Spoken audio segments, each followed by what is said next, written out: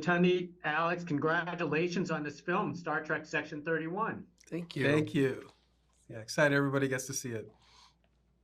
And you know what? I saw it. I actually watched it 3 times. It is very fun. It is very fun for me. But one of the things about Star Trek is that every time a movie or franchise actually comes up, it seems to have set its own tone. So what kind of essence would you describe Star Trek Section 31 to people who haven't seen it yet?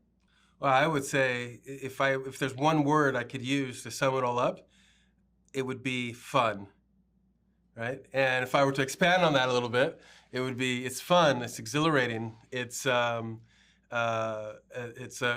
redemption story. It's about second chances, and it's an action movie. And you don't have to have watched the other 58 years of Star Trek to be able to watch this. You can hop in from the get-go and just enjoy the movie. Or if you're a lifelong fan, you can watch the movie and see all the Easter eggs that we've planted within and really enjoy that as well. But either way, you can just come to the movie without any preconditions and enjoy it. Alex, how do you describe this?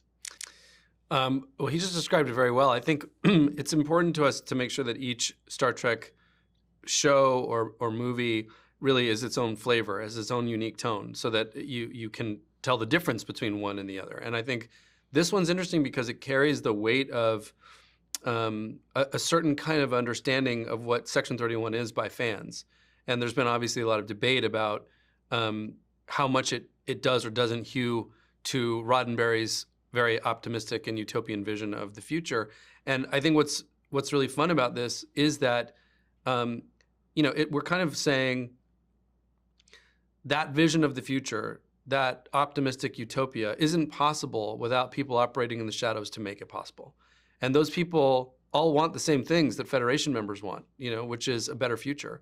But they are not really the people who can put on a spacesuit or a uniform and operate like everybody else on a traditional starship.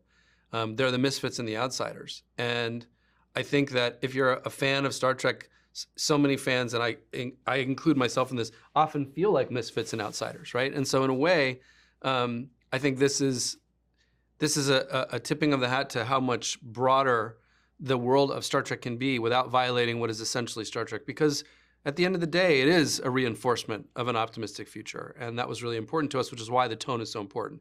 Fun, funny, emotional, all the things Tunde described, it's not dark, even though it talks about some darker things.